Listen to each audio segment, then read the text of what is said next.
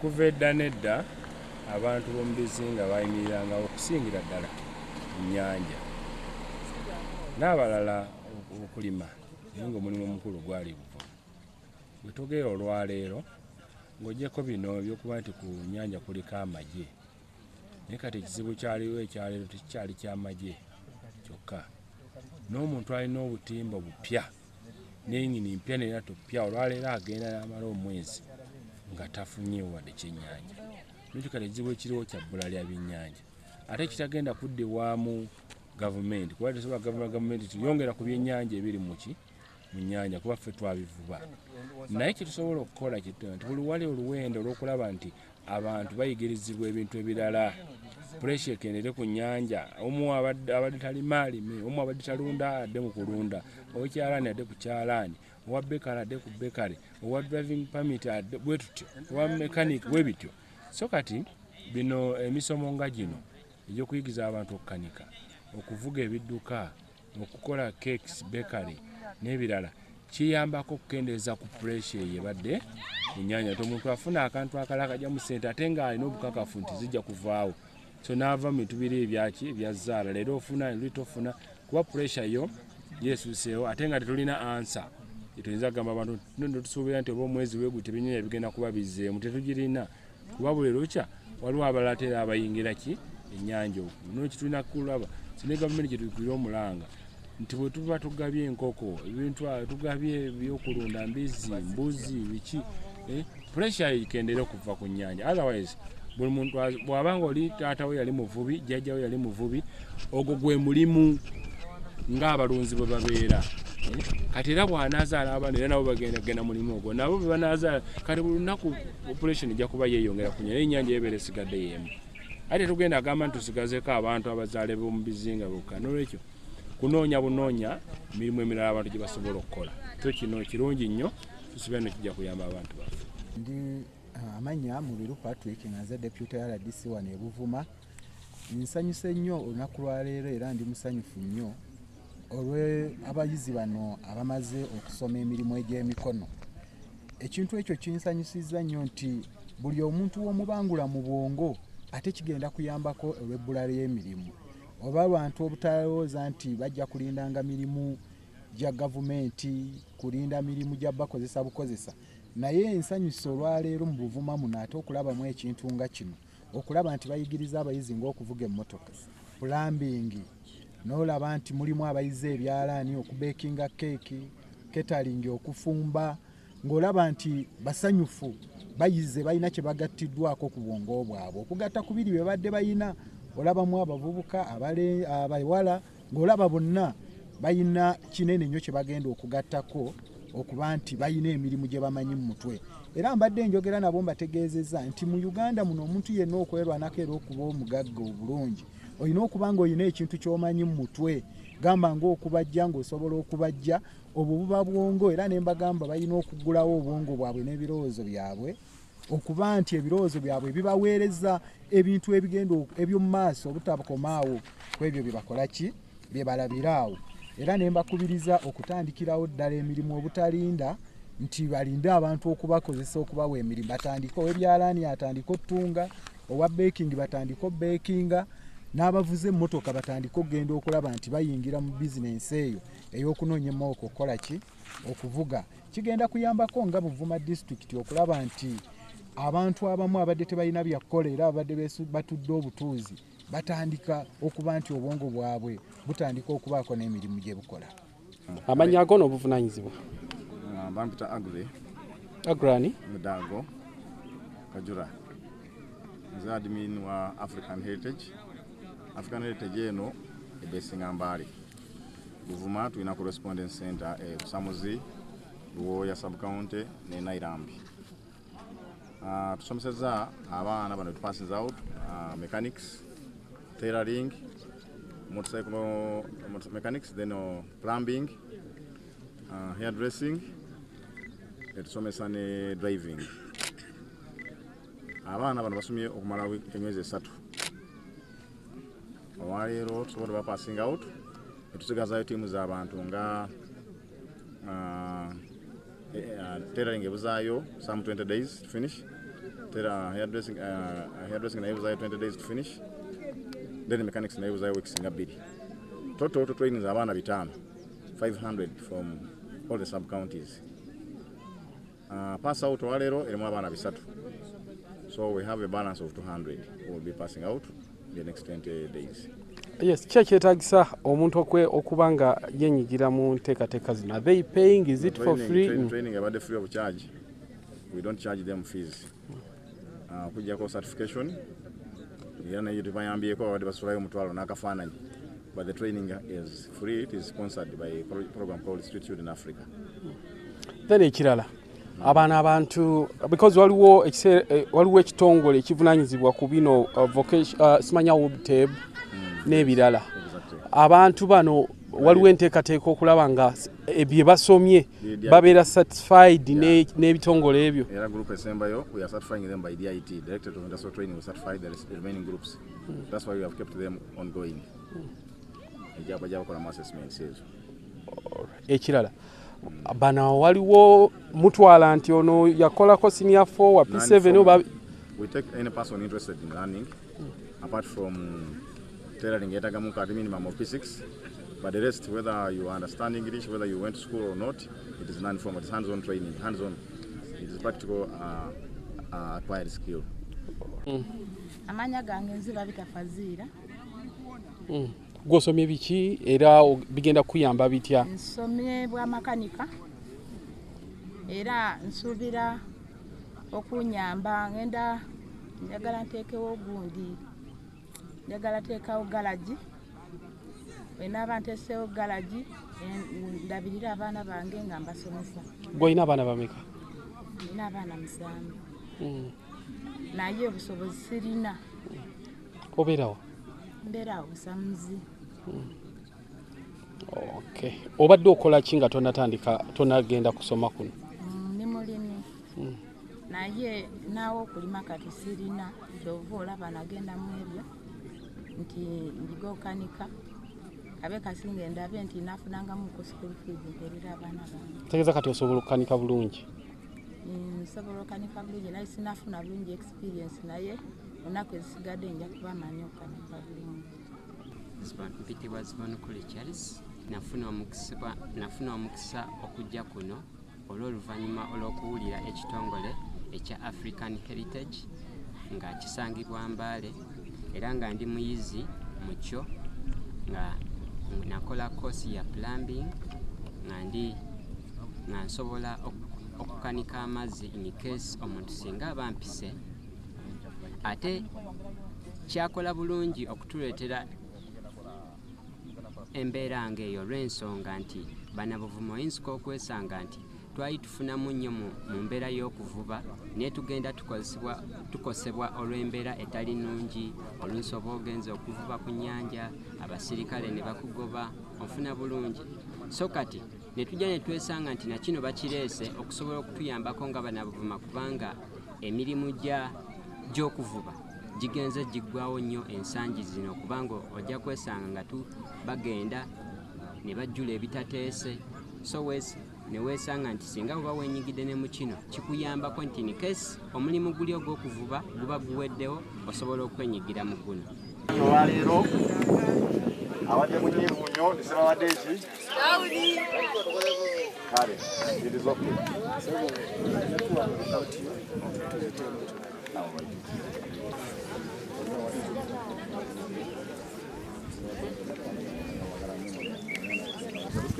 Osembayo bana bazigabe then bagambe bye wa baking aliwa sachiunga body free alikuja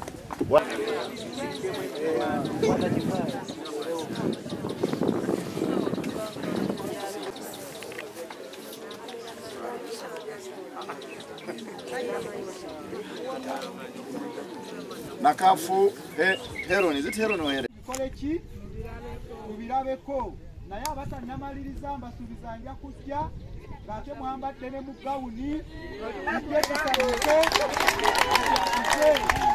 mwebale nnyo mwebalire ddala naye ne kano nkabagamba wetutuuka ku lunaku luli nga tubeetaaga temutugobanga abantu baffe mubakole ki Honorable Migadde mubaanirizenga kubanga bajja kubagattako. Weebale nnyo, weebale. Excuse me.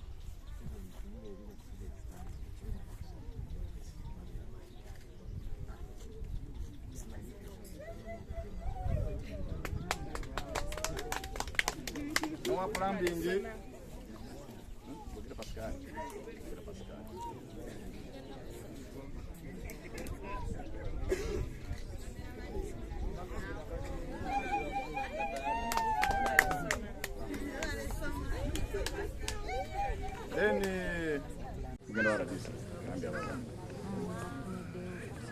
Omukulu tumuyozayoza.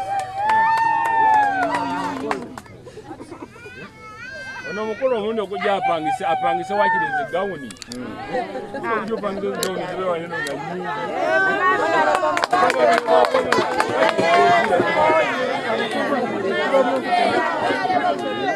Bamera Sunday Apollo. Sunday Apollo. Aba permit.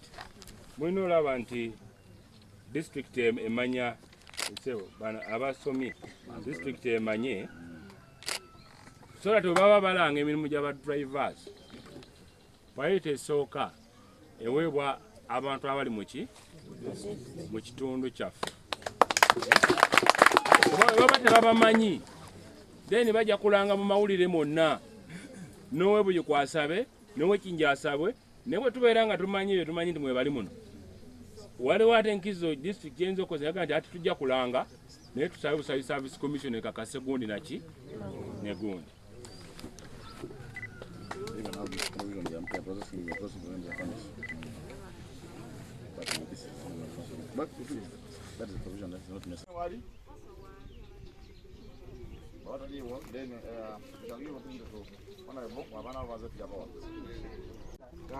Ati ninyi ajja kutuleetera report tuyitemu tulabe kye tunaaba twogedde naye.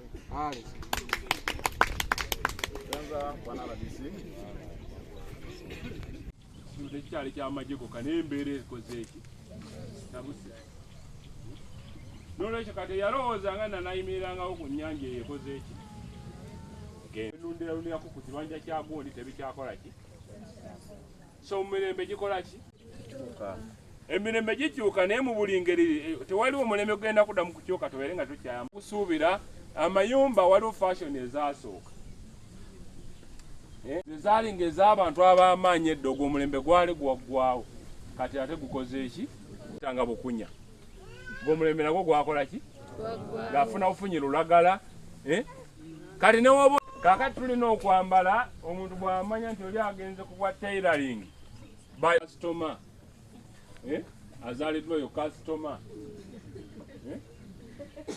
soka oyagala oba tayagala oyo azaliddwa oyo customer.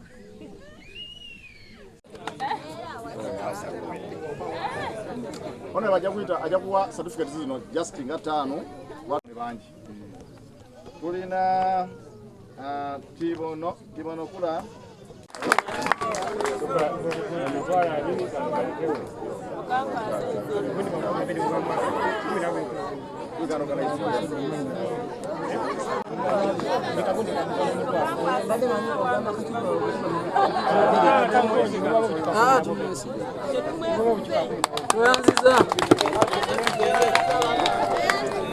mwebale nnyo Mukama abawa omukisa mu buli kimugenda okukola.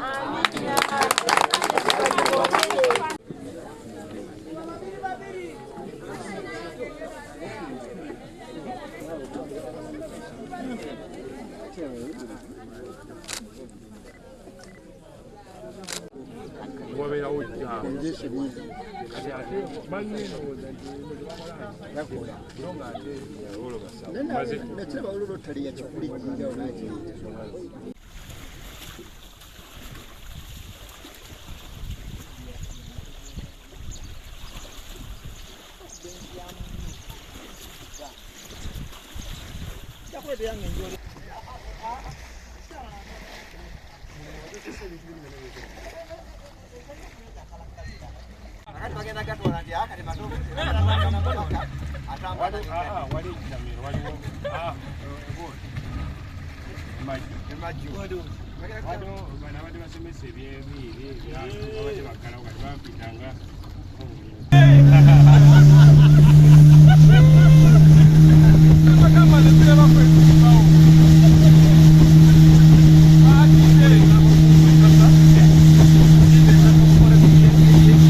Omubaka agasse kanywa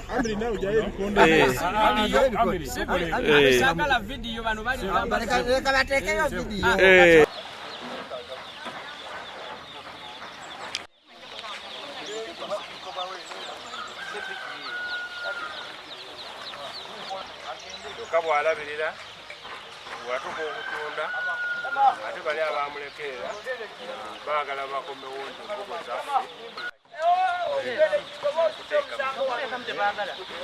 so nolwekyo ng'omuntu ekirigamba abantu nti era waliwo abamu abaagala naye tetusobola kubawa kuba tugenda okunoonyereza nga teri kweteekateeka wadde ono tewalimu kubambula okulunda mo temuli naye wali zaayo n'ogwokusatu n'ogwokuna paka katonda wayamba n'okolaki n'olamirira naye ng'ekyennyanja yo amazima ekirubi y'okukyuka yoki era newoba olina obutimba bupya nga wabujja eggulo mu dduuka obutwalayo ne buddira awo ekikulu tekikyali ky'abasirikale kyokka naye n'ebyennyanja byennyini ebikolaki n'ebbeeyi kale ebbeeyi y'ebyennyanja yakoze eki mafuta gali nnyo ebbeeyi y'ebyennyanja yakoze eki naye ennyama yaganye okugwa ennyama yaganye okugwa kuba okulya abalya tukyakolaki tukyaliyo so nolwekyo kati ndi musanyufu nti abantu ate mwandikoze ne netiwaaka yammwe ne mubeera nga mwewuliziganyako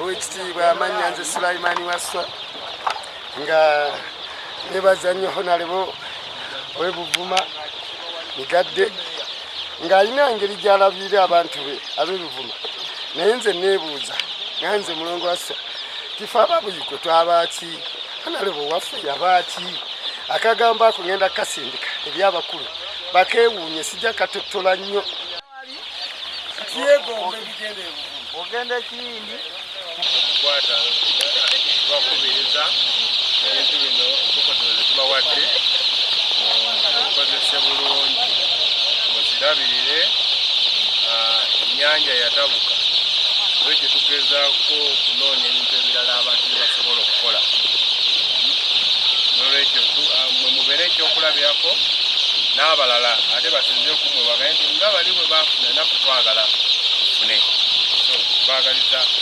okulabirira obulungi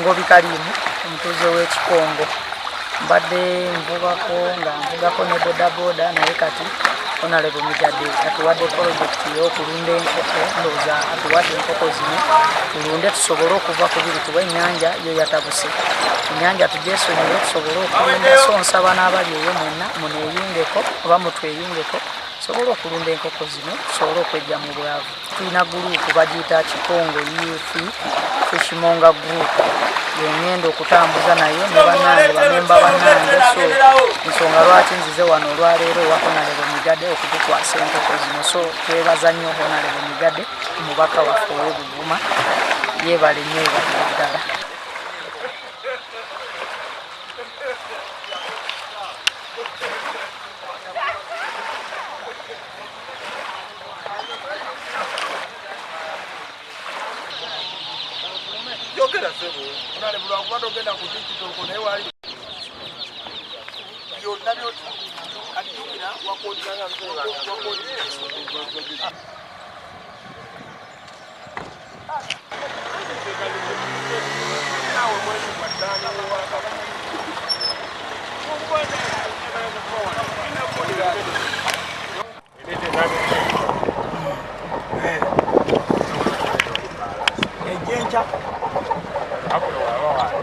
Amanya nze Peter Makoha, mbadde muvubi nga ndi muvubi wa byennyanja n'emukene.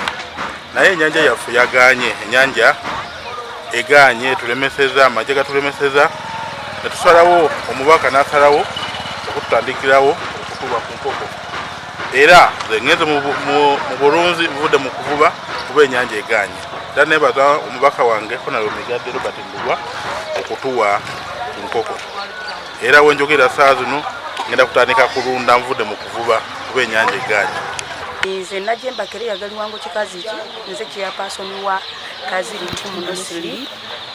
Nga bambi ndi mulimi ate omulunzi naye nga nakalirirako, so nenfuna mindset nenkyusa kubanga ndaba ennyanja ewedde mu gold. Ku side yange nebaza nnyo Honorable Migadde okuwuliriza omulanga gwaffe n'atudduukirira. Kati nze ndi mukyalo omulunzi wa poultry pigale ate nga ndi mulimi, mmanyi nti nja kusobola era nja kumalako. Okusoomozebwa kwe tufunye mu kuvuba, tukubiddwa emigo nga bwe bawummula. Abasirikale tomanyi kye baagala, leero bajja bakugamba kino oli bagamba kiri. Bw'ogendako mu kukalirira miggo, tukubiddwa emigo nga n'okuwummula bwe tuwummula. Ebyaffe byonna bigenze, fe abamu twalina amayinjini tetukyayina, bagawamba ne bagatwala n'oviiramu awo. Okaliridde ebyennyanja tomanyi kye baagala. Bw'otuusa kino enkeera ate ne batuusa kiri. Lindamu katono. Bw'otuusa kino enkeera ne batuusa kiri. So kati twakizudde nti ennyanja katugyesonyiwe, abalunda katulunde kubanga abamu tulina ability, tulina ebibanja okwo, tuli balimi, tuli balunzi. Kati siraba nsonga lwaki mbeera ku nnyanja ate nga njifunamu obuzibu. Naye enkoko yange ne bwe banansanga nayo mu lyato ate banambuuza ti enkoko yaki